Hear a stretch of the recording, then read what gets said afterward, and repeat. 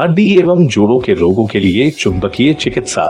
यह अस्थियों का भयानक रोग है जो प्राय 40 वर्ष की उम्र के आसपास शुरू होता है, लेकिन आजकल तो 30 वर्ष के बाद ही शुरू होने लगा है। रोगी को गर्दन, बाह, कमर, घुटने, टांगों और पांवों में भयानक दर्द होता है, सूजन रहती है, लालिमा और जलन रहती है। कई बार सामान्य काम करना भी कठिन हो जाता है।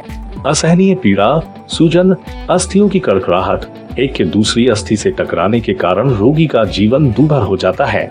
कुछ रोगियों को उठकर चलने या चलने के बाद पीड़ा या तो बढ़ जाती है या फिर कम हो जाती है। सामान्य नियम है कि किसी भी अंग में सूजन हो तो चलना फिरना बंद करके पूरा आराम किया जाए। जब सूजन हट जाए तो उसके बाद धीरे धीरे बिना जल्दी किए और अनावश्यक दबाव डाले चलने का प्रयत्न किया जाना चाहिए, परंतु अनावश्यक जोर कभी न दे।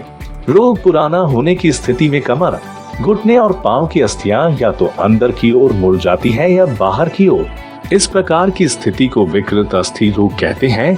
रोगी न तो बैठ सकता है, न उठ सकता है और न ही चल सकता है। वह अंततः एक जीवित लाश बनकर रह जाता है।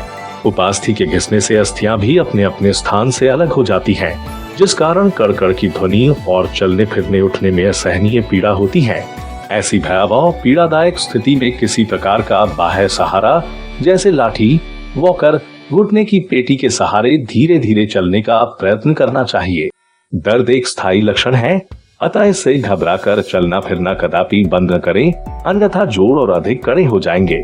सामान्य कार्य करना भी बंद हो जाएगा और मानसिक व शारीरिक अकर्मण्यता घेरेगी। चाहे थोड़ा ही चले, पर चले जरूर। यहाँ हम एक बात से सावधान कर देना अपना कर्तव्य समझते हैं। कूल्हे व घुटनों को बदलने और बदलवाने का एक रिवाज या फैशन सा हो गया है, परंतु कई रोगियों का रोग ठीक होने की बजाय और अधिक बढ़ गया। दूसरे बदले हुए नए अंग की आयु 10-15 साल होती है। बाद में ऑपरेशन द्वारा फिर बदला जाता है और धन का अपव्यय भी होता है। यदि नीचे के अंग प्रभावित हो तो उच्च शक्ति के चुंबक प्रयोग में लाएं। इसके लिए चुंबक पांव पर लगाएं। ऊपर के अंगों के लिए यही उच्च शक्ति के चुंबक दोनों हाथों पर लगाएं, अर्थात दक्षिणी ध्रुव बाईं ओर और उत्तरी ध्रुव दाईं ओर। उत्तरी ध्रुव टांग के घुटने के बाहरी भाग GB34 पर और दक्षिणी ध्रुव ST35 बिंदु पर लगाएं। यदि असहनीय दर्द हो और पीड़ा केवल कलाई, कंधे या घुटने में ही हो तो हीलिंग ऑयल लगाएं। जोड़ों में जमे हुए लवण, हानिकारक और विषाक्त द्रवों को बाहर निकालने के लिए दिन में 3 खुराक चुंबकीय जल की लें। सर्दी में ठंडे और गर्मी में गर्म जल का सेवन न करें। अधिक प्रोटीन, वसा, नमक, मिर्च मसाला, तला और मसालेदार भोजन न लें। अस्थियों की मजबूती के लिए दूध के साथ पनीर का भी प्रयोग करें, पर मांस और मछली खाने से परहेज करें। चबुंकीय चिकित्सा का प्रयोग प्रायः शौच स्नान आदि से निवृत्त होने के बाद किया जाए तो प्रभावित अंगों को बल मिलेगा और दिन भर काम करने से जो अकड़न, थकान, दर्द या सूजन होने वाली होगी, उसकी तीव्रता में कमी आएगी। इस प्रकार ऐसे अंग अधिक समय तक प्रयुक्त हो सकेंगे। आयुर्वेद के उक्त नियम को आधार मानकर जब हम चुंबक चिकित्सा पर उसे लागू करते हैं तो इस निष्कर्ष पर पहुंचते हैं कि पाचन क्रिया से संबंधित रोगों में चुंबक का प्रयोग दोपहर के बाद करें, कफ जनित रोगों में सुबह और पित्त जनित रोगों में शाम के समय करें।